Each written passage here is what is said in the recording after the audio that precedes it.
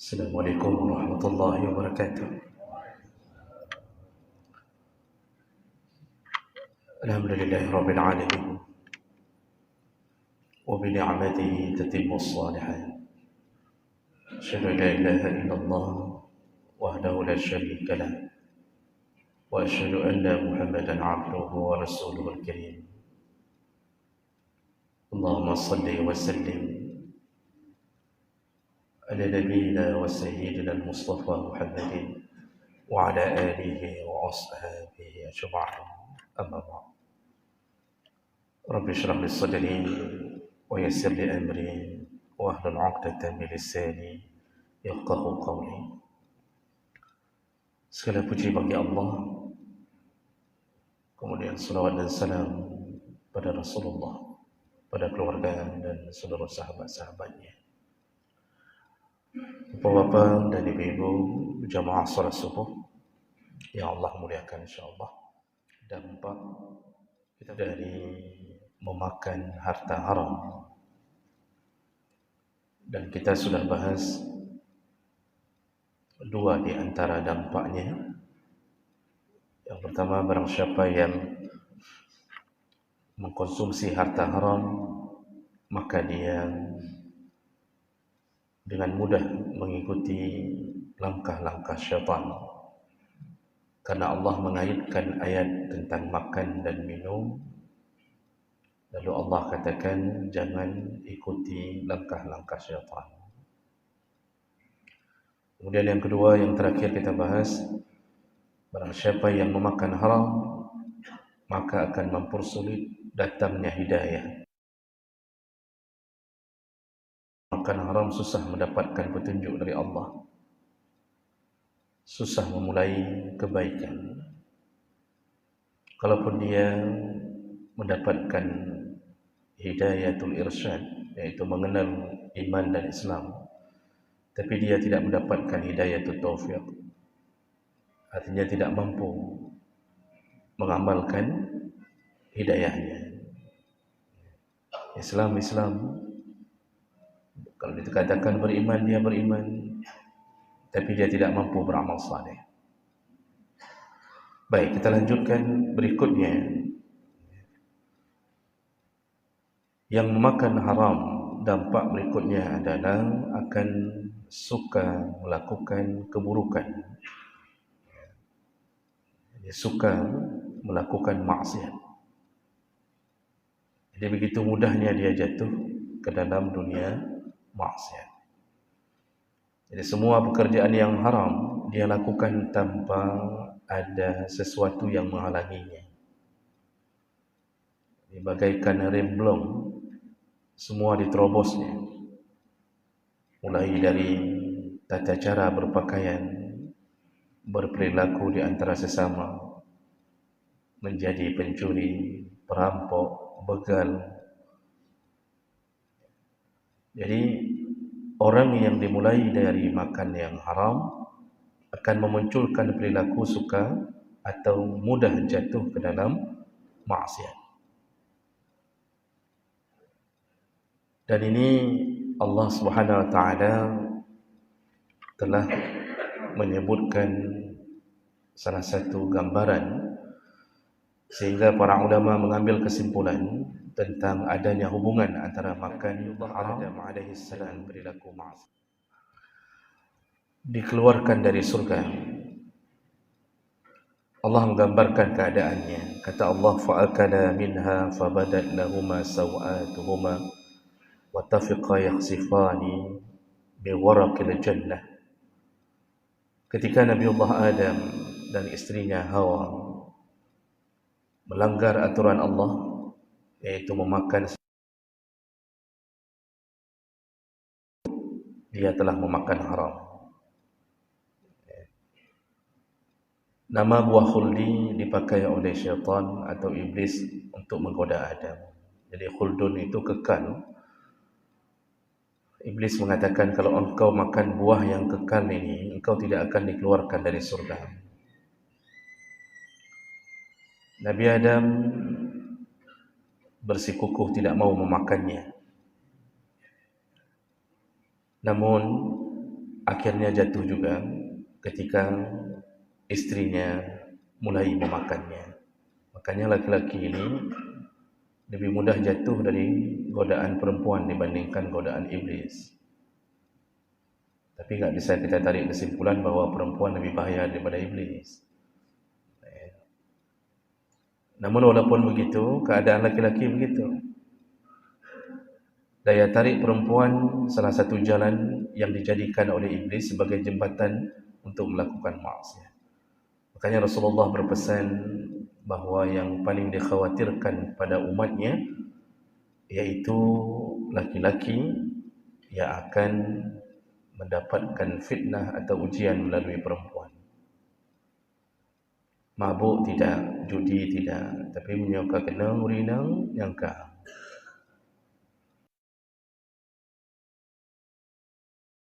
Wakaf di mana-mana, tapi selingkuh. Itu laki-laki. Nabi Adam itu tidak makan, tapi Hawa memakannya. Dan kenapa Hawa memakan buah dari yang diharamkan Allah itu? Para ulama mengatakan bahawa di antara pengaruhnya adalah karena iblis memakai nama Allah. Jadi iblis sudah mulai bersumpah-sumpah dengan nama Allah. Dia mengatakan dengan nama Allah. Lalu dia mengatakan sungguh Allah tidak akan mengeluarkan kalian dari surga. Jadi dipakai nama Allah. Ketika dipakai nama Allah, tidak terbayang oleh Siti Hawa dan Adam bahawa itu sebuah penipuan. Maka penipu paling bahaya hari ini adalah yang memakai nama Allah. Datang ke kita berhutang, lalu dia memakai nama Allah, mengatakan demi Allah saya belum makan, demi Allah isteri anak saya. Kita kasih sekitar 4 juta, 5 juta, adanya dipelung Pak Bertuah nama Holi.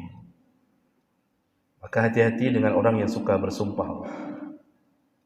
Hati-hati dengan orang yang sedikit-sedikit membawa nama Allah. Lalu memang psikologi perempuan pada waktu diciptakan lembut, maka mudah terayu. Perempuan ini jatuhnya apabila dirayu.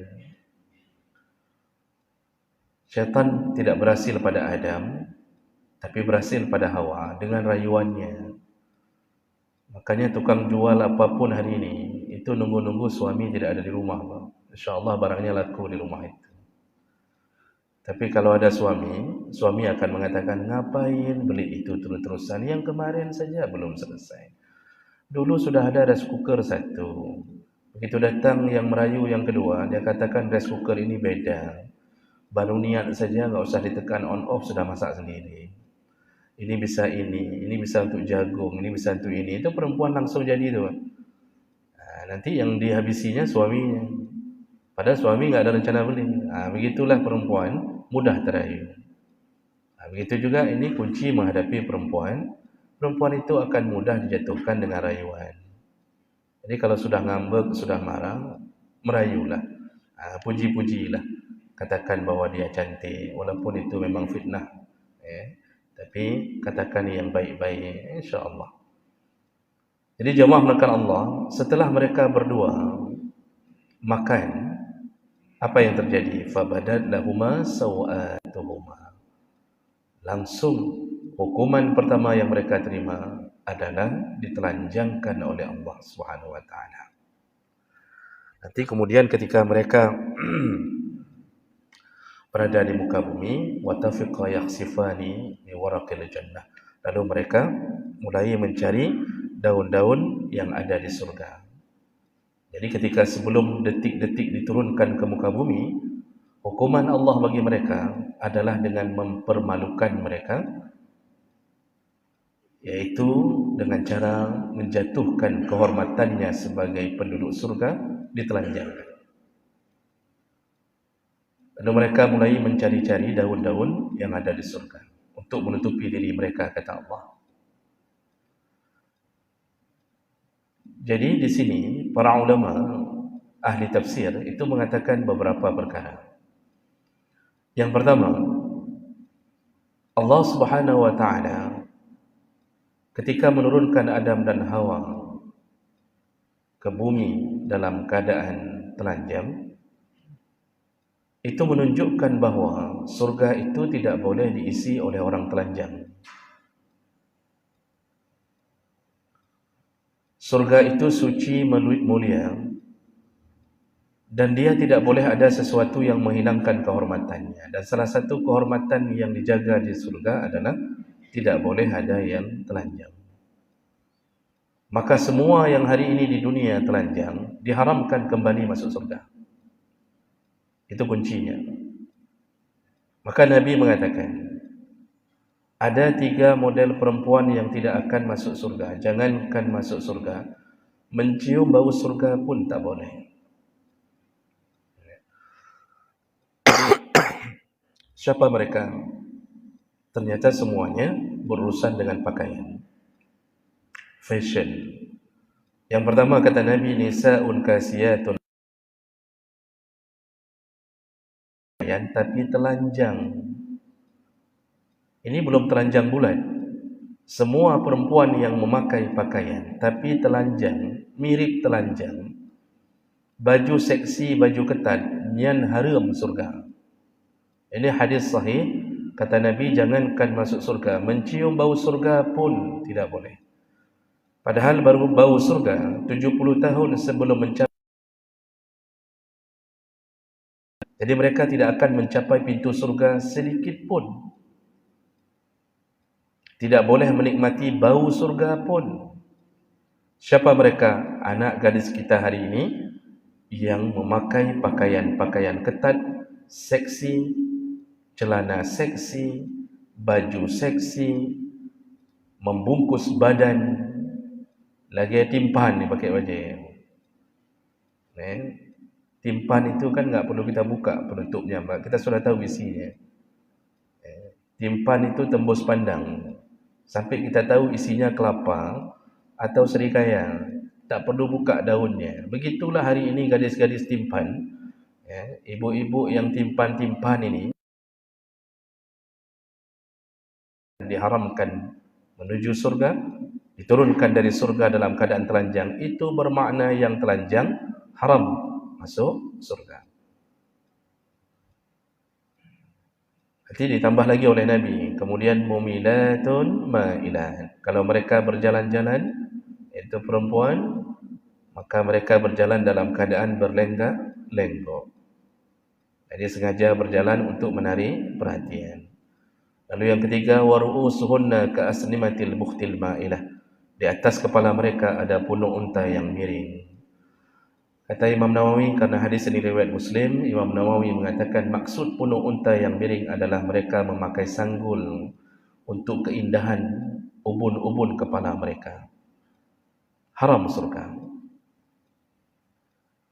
Bagaimana dengan suaminya? Kalau suaminya melepas istrinya di pasar, di jalanan, dalam keadaan berpakaian ketat, celana jin, ketatnya minta ampun, celana jinnya pun tak sampai ke mata kaki, itu dianggap fashion, dianggap seksi. Suami melepaskannya begitu saja dari rumah, maka suami pun akan diseret oleh isteri ini menuju surga, menuju ke neraka. Anak-anak gadis kita hari ini keluar dari rumah, kenapa bisa berpakaian seksi? Oh ya, oh mak, kenapa tembus mereka? Apakah mereka keluar dari pintu atau dari jendela? Kalau mereka keluar dari pintu, kenapa ayah ibunya diam saja? Maka ayah ibunya pun dimasukkan ke neraka, membiarkan anaknya berpakaian ketat. Itu pakaian ketat, apalagi kalau sampai telanjang. Pakaian ketat saja haram surga, apalagi telanjang. Nah, itu makna pertama maksud dari ayat Allah, bahawa telanjang itu diharamkan kembali menuju surga. Apakah hanya berlaku bagi perempuan saja? Tidak. Laki-laki itu auratnya bainas surrah war rukbah. Di antara pusar dan lutut. Dalam mazhab Syafi'i di antara. Jadi pusar tidak termasuk aurat, lutut tidak termasuk aurat, tapi di antara. Sedikit naik aurat, sedikit turun dari pusar aurat. Dan hari ini laki-laki juga sama. memakai celana pendek, jogging di pagi hari, jalan sana, jalan sini, kadang-kadang olahraga di sore hari. Masya Allah, tidak ada rasa takutnya dengan celana pendek, nampak pahanya. Jadi dia fikir bahawa malaikat tidak mencatatnya. Dan ini semua adalah bahagian daripada terbukanya aurat. Jadi jemaah melakukan Allah Subhanahu Wa Taala, kenapa yang disebutkan lebih banyak perempuan? Karena perempuan lebih menarik. Karena perempuan fisiknya lebih menarik. Laki-laki mau telanjang di jalan pun, Pak, perempuan bukan mendekat, Pak. Perempuan akan melarikan diri sambil muntah-muntah.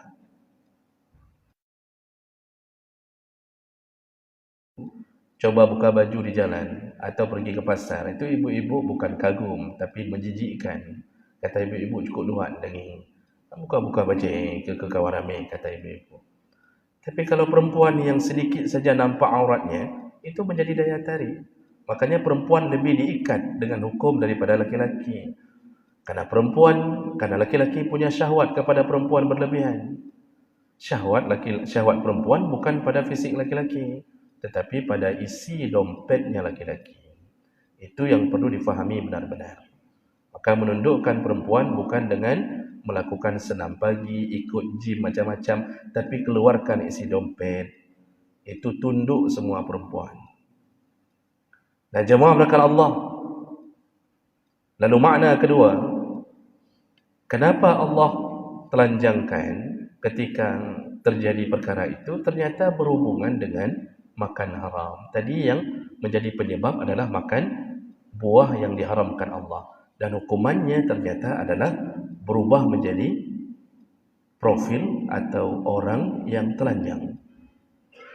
Disinilah para ulama mengambil kesimpulan. Karena setiap ayat dengan ayat, antara huruf dengan huruf, antara cerita dengan cerita, itu ada munasabah. Maka para ulama mengambil kesimpulan bahawa orang yang suka makan haram, maka dia akan membuat dirinya mudah untuk telanjang. Dan telanjang itu perwakilan daripada maksiat. Di antara salah satu maksiat terbesar adalah telanjang. Maka orang yang suka makan haram, mengkonsumsi haram, baik untuk dirinya, memberi makan haram untuk anak gadisnya, untuk anak-anaknya, istrinya, maka yang terjadi adalah mereka akan terbiasa melakukan maksiat. Salah satu maksiat yang akan dibiasakan adalah telanjang di depan umum. Maka jemaah belakang Allah, sekarang silahkan tanya kepada mereka yang seksi. Silahkan tanya sama ibu-ibu yang selama ini tidak menjaga auratnya dengan baik.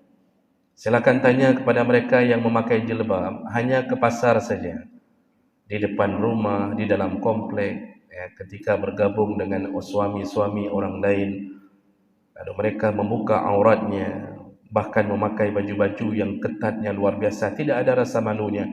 Tanya sama mereka, dari mana suaminya mendapatkan harta? Di mana kerja suaminya? Apa yang dimasukkan oleh suaminya ke dalam tubuh mereka? Dan ini adalah indikasi-indikasi. Walaupun secara umum ini terjadi, tapi satu dua ada pengecualian tentunya. Ada juga suami kerja tempat haram, tapi istrinya salihah. Ada juga. Tapi ini rata-rata begitu. Tanya sama anak-anak yang suka telanjang. Tanya sama anak-anak lelaki yang suka memakai celana pendek ketika main futsal, bulu tangkis. Kah ya? Pak kerja ayah ke?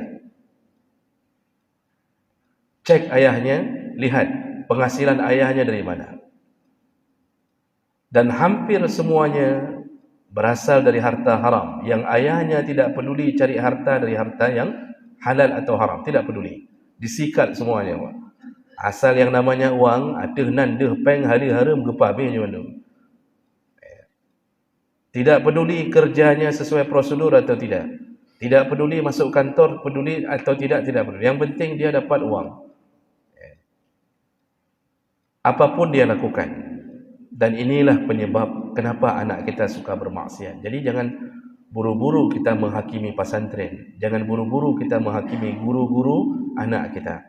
Lalu kita mulai mengatakan kepada orang lain, anak saya 6 tahun di pesantren, kok pulang, kok nggak ada perubahan? Malah anak gadis saya makin seksi pulang di pesantren 6 tahun. Bukan pesantrennya yang bermasalah. Tidak ada satu pesantren pun yang mengajarkan, nak, kalau sudah jadi alumni, pakai baju ketat ya nak. Tak ada, hanya pesantren bungo yang namanya. Tidak ada satu guru pun yang suka melihat muridnya menjadi orang yang bermaksiat. Coba tanya pada diri sendiri, SPP dikirim dengan uang apa? Kasih jajan dia uang dari mana? Kasih makan dia uang dari mana? Yang kita beli tiap hari itu gaji kita halal atau tidak? Kalaupun gaji halal, kadang-kadang kita men-settingnya menjadi haram. Berkhianat di dalam pekerjaan itu menyebabkan gaji haram. Menipu satu aib saja, orang jualan nipu satu aib saja, itu haram. Kadang-kadang orang jualan enggak mikir. Tidak mikir. Sedikit saja terjadi permasalahan yang dia tipu orang, maka penghasilan hari itu haram. Dia tipu modal saja haram. Sempat dia katakan saja kepada pembeli, ini modalnya 25.000 ibu, kami jualnya 30.000, cuma 5.000 kami ambil. Padahal dia ambilnya bukan 25.000, dia ambilnya 15.000. Tapi untuk membuat orang merasa, oh tidak mahal, cuma 5.000, itu laku barang itu langsung haram penghasilannya. Hari ini orang banyak tidak jujur. Para pemilik restoran makan, seharusnya orang yang makan itu satu paket dengan minum. Ada yang model kasih makan tidak kasih minum. Disediakan aqua, dipaksa beli aqua. Yang namanya makan itu satu paket dengan minum. Tapi tidak disediakan minum agar dibeli aquanya lagi, dapat untung lagi dari yang kedua. Nyan haram buatnya. Akhirnya uang banyak. Kirim anak untuk jadi hafizul Quran, kirim anak untuk jadi orang alim, berharap anak masuk surga bersamanya.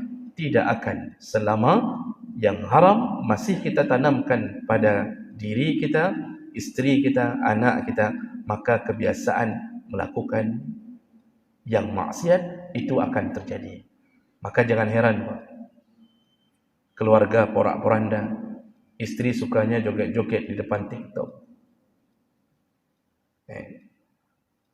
Ketika kita pikir-pikir, kok bisa isteri saya joget-joget di depan TikTok, padahal di depan saya enggak pernah joget-joget. Suami suruh joget di depan dia tidak mau joget, tapi di depan semua khalayak orang ramai dia joget. Dia buka auratnya. Apa yang terjadi? Makanan haram membuat orang suka melakukan maksiat, suka telanjang. Seharusnya kita suami malu kalau leher istri kita nampak dilihat orang. Seharusnya kita suami malu kalau betis istri kita dilihat orang. Tapi karena kita suka makan haram, kita bangga. Kita kasih tahu sama istri, keliling-kelilinglah komplek, kelilinglah di komplek, biar semua orang tahu betapa putihnya betismu. Kanlah kau bangai. Kenapa tidak ada lagi rasa malu, tidak ada lagi rasa cemburu? Makanan haram. Inilah yang menjadi salah satu penyebab. Oleh karena itu, Bapak Ibu yang Allah muliakan, tahanlah diri, perbaikilah cara mencari rezeki. Jangan ambil hak orang, jangan ambil punya masyarakat kalau seandainya itu tidak hak untuk diambil. Saya mengatakan berulang-ulang di mana-mana, kalau memang pada dasarnya masyarakat yang berbuat salah dan prosedurnya memang harus bayar, silakan bayar.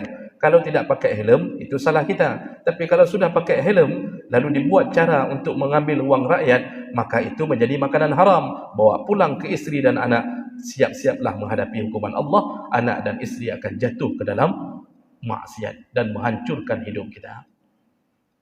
Yang perlu kita pegang bak subuh orangnya.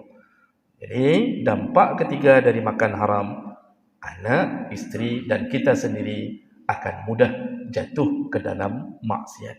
Ujung-ujungnya susah taubat, mati dalam maksiat. Mudah-mudahan ini bermanfaat. Bihamdik, asyhadu an la ilaha illa anta, astaghfiruka wa atubu ilaik. Wassalamualaikum warahmatullahi wabarakatuh.